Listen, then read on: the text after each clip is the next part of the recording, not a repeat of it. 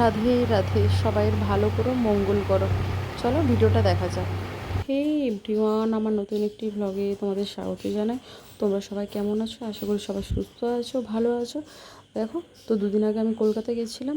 তো সেখানে গিয়ে আমরা একটু ঘুরতে বেরিয়ে গেছিলাম সন্ধ্যেবেলা। আমি, কাকিমা, বৌদি, দিদিভাই সবাই মিলে আমরা ঘুরতে গিয়েছিলাম সন্ধ্যাবেলা মহাবীর মহামিলন মঠে। তো এই মঠে হচ্ছে যে রাধাকৃষ্ণ ঠাকুর রয়েছে, এত অপূর্ব ঠাকুরটা তোমরা দেখলে বুঝতে পারবে। এবং চারিদিকের ওই মঠের ভেতরে চারিদিকের মানে পরিবেশটা এত সুন্দর, মনটাকে পুরো শান্ত করে দেয়। যে কোনো মন্দিরে গেলে তোমার যতই মন খারাপ থাকুক না কেন, মনটা খুবই শান্ত হয়ে যায়।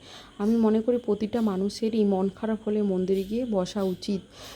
মন খারাপ কেন, প্রতিদিন সন্ধেবেলায় প্রতিটা মানুষের একটু করে প্রতিদিন আমাদের ভগবানের জন্য সময় দেওয়া উচিত। এটা খুবই উপকার, এমনকি খুবই ভালো, যার জন্য আমরা আজকে এত কিছু করতে পারছি, এত সব কিছু।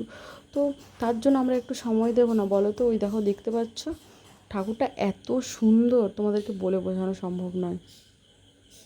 এখানে হচ্ছে এই মঠে অনেক বাচ্চারা রয়েছে, তো সেই বাচ্চাদের হচ্ছে পড়ানো হয়, এখানে খেলাধুলো করানো হয় এবং সন্ধেবেলা ঠাকুরের সেবা করার জন্য নাম কীর্তন যে করা হয়, খুব ভালোভাবে এটা হচ্ছে ওদের শেখানো হয়।